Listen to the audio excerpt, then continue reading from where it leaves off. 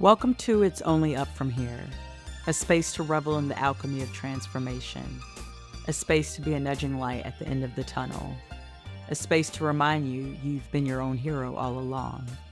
This is Lauren, your host of It's Only Up From Here. Hey listeners, welcome back for another episode. This episode that I'm talking about today, I wanted to create for a long time, ever since my grandfather passed back in the summer. I wasn't quite sure how to share it, but like anything worth creating, it takes time. My maternal grandfather and last remaining grandparent passed away from cancer earlier this summer in June.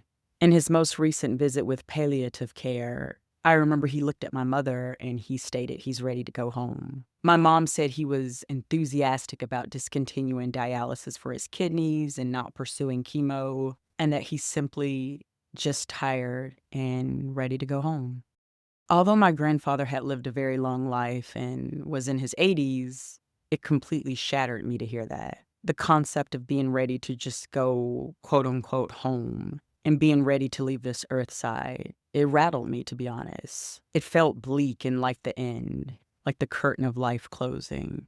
I had to remind myself that my grandfather in his 80s was still very much lucid and in control of his life until the end, that foregoing chemotherapy and dialysis was his choice, that he made that choice with dignity. I mean, as humans, we are such autonomous creatures by nature, and I can't imagine being elderly and losing your senses and control of major things like your bowels or muscle movements, and then just having to live on with that. No one wants to live that way. So while it was sad to me to hear that he was ready to go home, I understood that through all of the sadness and pain. My grandfather's funeral was beautiful and happened in the way it was supposed to. The pastor officiating the service gave this beautiful eulogy and sermon to follow, where he was talking about life and the way that we live our lives and go about it. And during the sermon, he said something that stuck out to me. I believe he was quoting an author by the name of Miles Monroe. The quote went, "When you don't know the purpose of a thing, you abuse it." And while that quote can be used in many different contexts, he was using it in the context of life. How that when you don't know the purpose of your life, the purpose of your time here on earth, you will abuse your time here on earth. You'll perhaps abuse it by living in a way that doesn't serve you, doesn't uplift you, and end up in places that will only cause you to falter. I'm gonna be honest, I wasn't expecting the sermon at my grandfather's funeral to really stand out to me or be of much interest. But those words really stuck out to me in a way I can't quite explain. I don't remember the sermon in its entirety, but he went on to say something along the lines of when you understand the purpose of your life is to live the one God created for you. You live it well, and how our story is already written.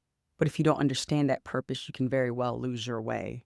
To be totally transparent, I do not identify as a Christian. I never really have. I'm more spiritual, if you will. I spent my days as a child in church, buried in my favorite chapter books, actually. I never really had the best experience with church or church folk growing up. But I will admit that sermon did touch me in a way that a sermon never really has. It dawned on me in that moment that I often have lost sight of my life's greater purpose throughout certain points of my life. It dawned on me that my purpose is something I never want to lose sight of. I never want to lose sight of my life's purpose while I was brought into this universe, this world. While I don't have a definitive end-all be-all answer to what my life's purpose is, because I'm sure that can change over the many seasons of our lives, I know a big purpose of my life is to write and create. It always has been. It's not something I've ever thought out loud or stated in the mirror or anything like that. It was always just a knowing in my psyche since my teenage years, perhaps even my childhood when I started writing. I think about how my grandfather, while I'm quite certain he didn't fulfill every dream in his life, he lived his life doing what he loved, definitely in the cliche saying of to the beat of his own drum type of way. My grandfather was actually a gifted musician and a natural performer. He taught himself to play the guitar by ear at a young age, and he actually played guitar for the Five Royales and the Eliminators, and in the 1970s he played on stage at the Apollo Theater in Harlem. My grandfather never did end up getting married in his lifetime. He once actually said he never had the desire to. I think his one true desire in life was to play music, which is what he did all his life long. Despite all of that, I still felt a sense of sadness to hear he was ready to go home in his final weeks. I wondered if he felt he had fulfilled everything in his life or if there was any sort of unfinished business, a deep longing or a yearning for something that he still never got in his life. And honestly, that could be why I felt a sense of sadness at him being ready to go home. The idea that we could wind up at the end of our lives and haven't fulfilled a part of ourselves that we always wanted to, that one wish, that one dream, that one hope. It broke my heart to think about, honestly. All of my other grandparents have since passed on well before my maternal grandfather. My last grandparent to pass was my paternal grandmother at 81 when I was 10 years old. And prior to that, my maternal grandmother passed at a very young age of 55 when I was only 1 year old. As a woman, I've always felt intrinsically connected to my female elders and ancestors. I think about them in a way where I think about this invisible string that has connected me to them throughout all of time, history, and space. I think about everything that led me to be their granddaughter or their great-granddaughter. I think about the moments they've experienced and how those moments impacted me down the line. Now, I'm going to get a little sciencey here, but if you've ever heard of the study of epigenetics, you know how impactful and true that really is, that we're all connected to our ancestors. Epigenetics, in simple terms, refers to how behaviors and environment can cause changes that affect the way your genes work. Things like diet, physical activity, and major stressors can change not only our health, but the health of our children, our grandchildren, and other descendants. For example, a traumatic and stressful life-altering set of experiences that, say, your mother experienced as a child can change how her body reads a DNA sequence, and in turn may have an impact not only on her health, but her children's health, and so forth. In layman's terms, it's kind of why people always say trauma is passed down, or even when you hear people talking about in modern times, quote unquote, breaking generational curses. This all stems from epigenetics. It's a real thing. I say all of this to say my maternal grandmother died at the young age of 55, a life cut incredibly too short due to the trauma of her firstborn son, my uncle, being tragically murdered at 17 years old. And while I won't get into the details, I think about how her life was cut so prematurely. She essentially died from a broken heart, and I think about my grandmother so often. I think about how I wish I got to grow up with her. I think about her, quite frankly, all the time, more so the older I get, too. I think about how it would have been so nice having her by my side through some of my heavy life moments. I think about the ways and how she evolved from that tragic moment, growing to raise the rest of her children alone, and how my mother evolved from that tragic moment, and the ways in which that shaped me as the woman I am today. I do often think about the trauma that was passed down. I also often think about my maternal great-grandmother, my namesake, the woman I was named after, who moved to Brooklyn, New York City from the Carolinas at age 16 in the late 1930s, in search of something more for her life. My mom told me that the big city just attracted her, which is so full circle and so surreal that I ended up moving to New York City at 25. It's not something I ever really thought about growing up. I never thought I'd be on a similar trajectory to my great-grandmother. My mom said that my great-grandmother's mother was crying and didn't want her to leave, but my great-grandmother had other ideas. She was described as having a wild spirit. My mom said she took the bus up to New York City, and she would have been surprised if she even had $50 in her pocket at the time. And that's where she had both my grandmother and her sister, my great-aunt. She eventually, when they were young, brought them back down to North Carolina, and she was going to try to stay there and raise her babies there like her mom wanted her to, but she never did like the small town vibe, so she didn't stay for long. My great-grandmother eventually went back to New York City and worked up there, and she sent for her daughters, but they never did like New York. So they lived down in North Carolina with their grandmother. My mom said my great-grandmother was always intrigued by a bigger city. My mom often likens my personality a lot to my great-grandmother, especially when I was a child growing up. She was described as very fierce, passionate, loud, and having quite a fiery attitude. She actually worked at one point at Bellevue Psychiatric Hospital in the 1900s, where I can imagine you had to have a strong backbone. But that's all I know of her. I know she would take my mother, who would visit her in the summer as a child in the late 60s, early 1970s, down to Coney Island to walk along the boardwalk and get Nathan's hot dogs. Or other days she would take my mother shopping in Manhattan. But, like I said, that's all I know of her, past my mother loving her fiercely and her being an intricate part of her life. She's now my ancestor, along with my grandmother and along with my uncle, who was murdered at 17. I think back to the sermon at my grandfather's funeral this summer, when the pastor was talking about the trajectory of our lives. At one point, he indicated that our lives are already written out for us since the day we are born, and that we won't be called home until every single thing written in our story has been completed. I remember he emphatically stated, until every mission has been complete, until every piece of work has been created, and until every book you have to write has been written, only then God will call you home. It was interesting sitting in the pulpit listening to that sermon at my grandfather's funeral in June. The sermon felt oddly directed to my life in a way that felt not purely coincidental. I mean, it was hard to believe that to be true. In fact, I can't say I do believe that entirely. I think about the state of the world and all of the lives cut painfully too short. What about them? I remember thinking in response to his statement. He said it with such a sureness, such a conviction, that it rattled me. God won't call us home until we've completed our mission on this earth side.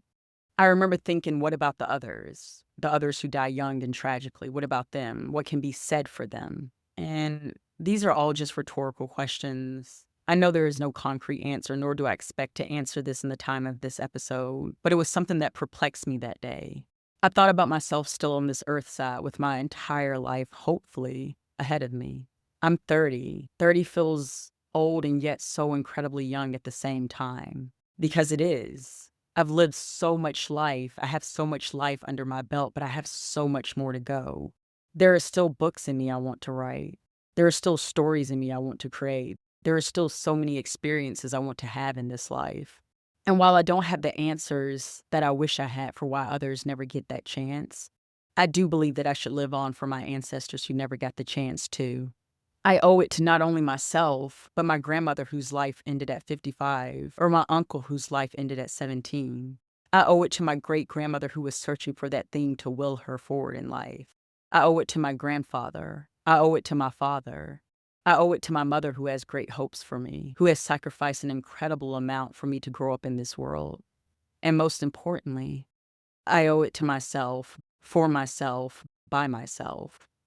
I grieve my ancestors often. I grieve the lives they never got to live, the dreams they never got to become one with. I think about certain pains and certain tragedies they have faced, and through time and space I carry those memories with me as a descendant of them.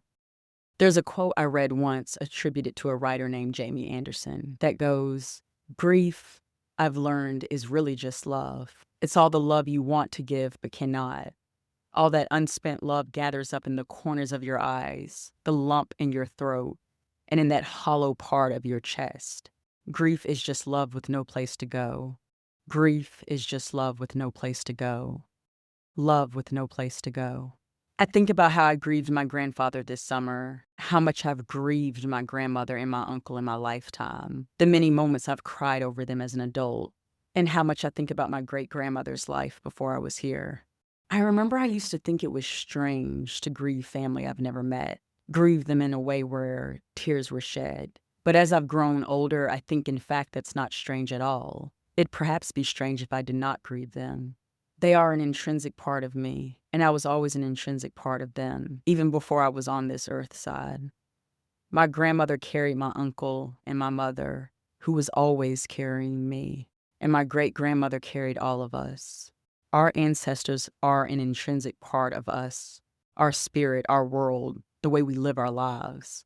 Like I've said, I've wanted to create this episode for so long, ever since my grandfather passed in June of this year. I started this episode talking about my grandfather stating he was ready to go home, and how that concept deeply rattled me, how it broke my heart to hear, how he was ready to be done on this here earth side. But maybe home was not an ending. Maybe it was a form of completion. Maybe it was a quiet exhale after a life lived on his own terms, a returning to what was before. Perhaps it unsettled me because I, at only 30, am not ready to go home. I'm becoming, I'm building, I'm still living for those who couldn't. Maybe home isn't just a place we go, it's also the place we come from. And maybe my purpose now is to honor where I came from, honor those before me who couldn't make it as far as I did. Perhaps one of my purposes on this earth is a continuation of my ancestors' dreams and hopes. When I think back to my grandfather saying he's ready to go home, I no longer hear an ending. I do hear a completion. I hear a man who lived the life that he chose to. Through music, through artistic expression, through freedom, through movement, through independence. And he felt in his very soul that his story was finished. And as I process this, I realize now that my story is not even close to being finished. I come from women whose lives were cut short. I come from ancestors who carried dreams they didn't live long enough to see. I come from a lineage of pain and devotion and survival and migration and loss and resilience. I'm still living for these ancestors.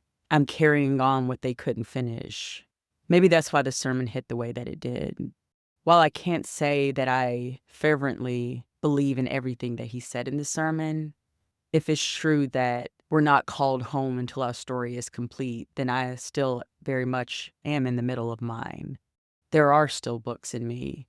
There are still poems in me. There are still chapters. There are still places for me to travel to. There is a world still for me to see. Grief is love with no place to go, but maybe part of my purpose is to give it somewhere, to craft it into something bigger than me. As artists, these are the ways in which we keep our ancestors alive. And maybe that's what it means to live well, not to have every answer, but to stay present in your story and honoring where you came from and where you're going. One day, I will be ready to go home. One day I'll have lived a life so long and so rich and so expansive that I'll know my time here is complete. But until that time is here, I owe it to myself to still live on and walk in the shoes that my ancestors knitted together for me. I often hear other Black and/or African Americans say, we are our ancestors' greatest dreams. And it's true, we are. A large part of my identity is intrinsically tied to those before me. And it is my greatest honor to live for not only myself, but for them. The poem I'm reading today is titled, I'll Never Be. It's a poem I wrote when I was in the midst of deep comparison to other writers, but ultimately realizing I am my own person, my own self, my own writer, my own poet. I'll Never Be by Lauren Summers. I'll never be Rupi Kaur. I'll never move masses with pretty words spun together so sweet they drip of milk and honey. I may never capture the gaze of a sold-out crowd as I stand in the light, weaving together words like flowers. I may never see my words stocked on shelves for the inspired young poet to wander by. I may never be a phenomenal woman. I may never move with grace in the stride of my walk and the confidence of the sun in my smile. I may never move a room to silent awe as tears full of my stories roll down their cheeks. I may never live long enough to become the heroine of my life, full of glory and stripped of inhibition. I may never be the illuminating light that I'm seeking so hard to find, or find the words that I long so much to extricate from the depths of my heart that I sob when I can't find them. I may never be the woman that I'm searching to be. I may never be any of those things, yet I'll pour the words I find on pages to share with the person who needs it. I may never be any of those things, yet I'll tell my stories to reach out to the young woman who's always in search of her truth. To the young woman who's also running from the roaring of the dark. I may never be able to weave together unparalleled words so sublime in all of their meaning that they lift you up on days where you long to just survive. But I'll speak to you my most naked truth, in hopes that it'll one day see you through. Thank you for joining me on today's journey.